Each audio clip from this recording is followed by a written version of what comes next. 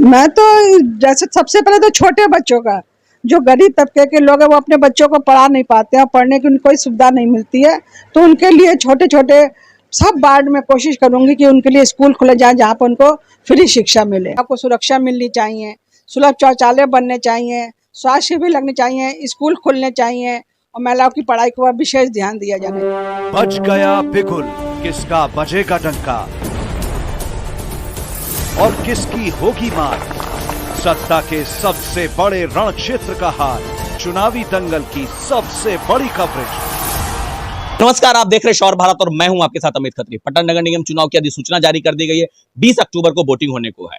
पहली बार ऐसा होगा कि जनता सीधे मेयर और डिप्टी मेयर का चुनाव करने जा रही है। ऐसे में हम तमाम प्रत्याशी जनता के बीच जा रहे अपने वादों की पोटली को लेकर। इसी बीच अभी हम आ पहुंचे रीता रस्तोगी जी के पास। जी हाँ, भैया समाज सेविका हैं, काफी दिनों से समाज के बीच में रहती हैं। इस बार अपनी किस्मत को पहली बार आजमा रही है जनता के बीच।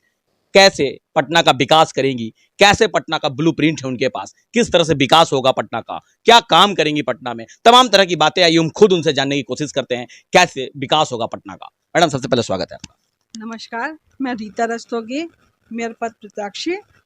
मैं आप सभी से कहना चाहूँगी, अगर आप लोग सब मुझे वोट और समर्थन देंगे, मैं आप सभी का बहुत अच्छे से काम करूँगी। और जो आपके यहाँ के मेन मेरा पॉइंट है कि जो हम लोग को जो महिलाएं बाजार निकलती हैं उनको बाथरूम जाने की बहुत प्रॉब्लम है। प्रत्याशी सभी लोग जो भी मैदान में है, तमाम लोगों के यही वादे हैं कि सुलभ शौचालय बनाया जाएगा, सफाई किया जाएगा। तो आप कुछ हटकर कैसे करेंगे? क्योंकि आप महिला हैं, तो महिलाओं के साथ समस्या होती है सुरक्षा का, महिलाओं की समस्या होती है बाहर निकलने का, आत्मनिर्भर बनने का, महिलाओं को रोजगार की एक समस्या होती है। इन सब चीजों पर कैसे आप ध्यान देंगे पटना वासियों का? मैं तो जैसे सबसे पहले तो छोटे बच्चों का, जो गरीब तबके के लोग हैं वो अपने बच्चों को पढ़ा नहीं पाते हैं, पढ़ने की उनको कोई सुविधा नहीं मिलती है, तो उनके लिए छोटे छोटे सब वार्ड में कोशिश करूंगी कि उनके लिए स्कूल खुले जाएं जहाँ पर उनको फ्री शिक्षा मिले। और जो महिलाएं हैं उनको भी ऐसा काम सिखाऊंगी कि उनको ऐसा काम दिलवाऊंगी, उनसे आज सिखाऊंगी कि ऐसा कि वो लोग अपने आत्मनिर्भर बन सके, अपना और अपने परिवार का भरण पोषण कर सके। और देखिए, जो उनकी सुरक्षा की बात है, तो महिलाओं को जब वो पढ़े लिखेंगी उनको सिखाया जाएगा कि आप लोग अपनी सुरक्षा करने के लिए खुद, आजकल के जो चल रहा है कराटे है, जूडो है और भी बहुत तरह की है, उनकी शिक्षा उनको मिलनी चाहिए, जिससे कि वो किसी से डरे नहीं और आप बढ़िया से बाजार में घूम फिर सकें और किसी का डर भय नहीं। मैडम, वादे बहुत होते हैं, सत्ता पे जाने के बाद सारे वादे टाए टाए फिस, क्या कहेंगे इस पर? देखिए, मैं तो पहले भी, मुझे कोई पैसे की या किसी के लालच तो है नहीं।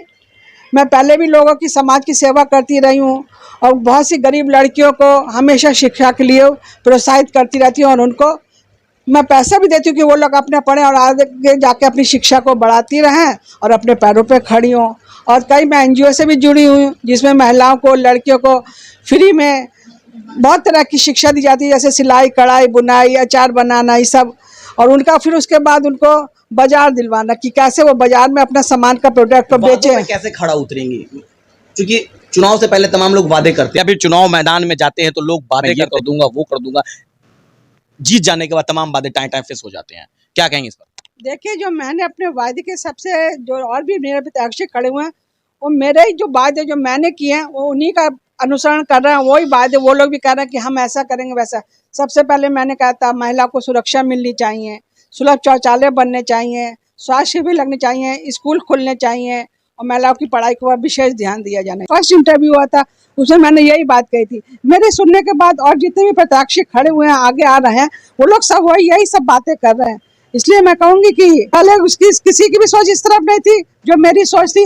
अब लोग अपनी सब सफाई की तरफ भी कि हम सफाई कराएंगे, शहर को सुंदर बनाएंगे, ये करेंगे, लेकिन जो बुनियादी जरूरत है, जो मेन शहर को जरूरत है जिस चीज की, वो लोग ने उस पर कभी भी ध्यान नहीं दिया। लगता है मैडम कि पटना की सड़कों पे कूड़े का अंबाड़ है, पटना कूड़े के ढेर पे बैठा है। 5 वर्षों से जो काम होने चाहिए थे वो काम नहीं हो पाए हैं। अगर आप आती हैं सत्ता में, अगर जनता का आशीर्वाद आपको मिलता है और आप सदन जाती है, निगम जाती है, तो कैसे पटना को स्वच्छ और पटना को स्वस्थ बनाने का काम करेंगे? देख, मेन काम है जो ना, हमारे जो व्यवस्था का दोष है, तो उस व्यवस्था के दोष को दूर करना है। सफाई कर्मी को टाइम टू टाइम वेतन नहीं मिलता, वो हमारे लिए क्यों सफाई करेंगे या कोई भी काम हमारा क्यों करेंगे? तो उनके वेतन पे ध्यान देना पड़ेगा। और दूसरा है कि उनको समय समय पर, 30 त्योहार पर कुछ कुछ सुविधाएं दिया, जैसे वो अपने परिवार का अच्छे से भरण पोषण कर सके। तो अगर हम उनको इस तरह से ध्यान रखेंगे तो वो हम लोग का भी ध्यान रखेंगे और हमारा शहर साफ सुथरा और सुंदर रहेगा। और कर्मचारी हैं जो उसमें काम करने वाले, उनके साथ तालमेल बिठा कर उनसे काम बढ़िया से करने का निवेदन भी करूंगी, उनसे प्रयास करूंगी कि वो लोग अच्छे से अच्छा काम करें। 1990 के बाद से जब से निगम के चुनाव बंद थे, 2002 से पहली बार चुनाव हुआ, उस समय पार्षद चुन के भेजते थे मेयर को, उस दिन से चुनाव शुरू हुआ नगर निगम का।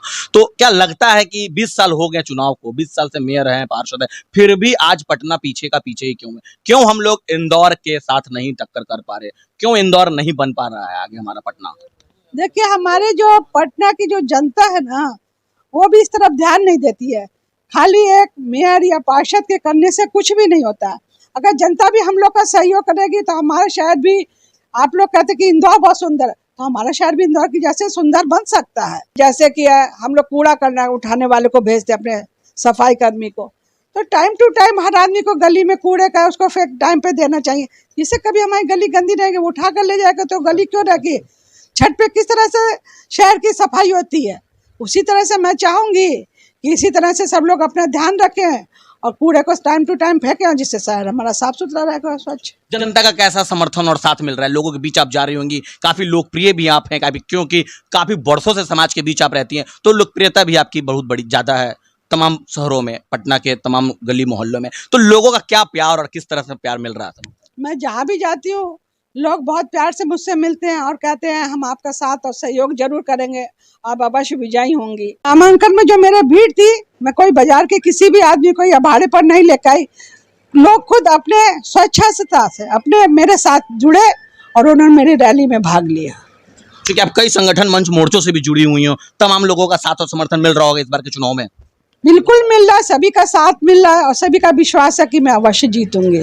तो ये थे हमारे साथ वरीय समाज सेविका और मेयर प्रत्याशी रीता रस्तोगी, जो कि बेबाकी से अपनी बातों को रख रही थी और बता रही थी कि किस तरह का उनके पास ब्लूप्रिंट है, किस तरह से वो पटना का विकास करेंगे अगर जनता उन्हें चुन कर सदन निगम भेजती है। तो देखना होगा सिंहासन के संग्राम में किसकी होती है जीत, किसके सर बंधता है सहरा, कौन होता है गद्दी का सरताज। ये तो देखने वाली बात होगी। जनता के हाथों में है चाबी, जनता किसे अपना साथ और समर्थन देती है। तब तक आप हमारे चैनल को देखते रहें। Shaur Bharat news, Patna, Bihar. Gold jewellery, diamond jewellery, platinum jewellery, silver और स्टोन्स की एक संपूर्ण range. Jagmohan Lal Shivratan Lal jewellers, Patna city Chowk, Patna.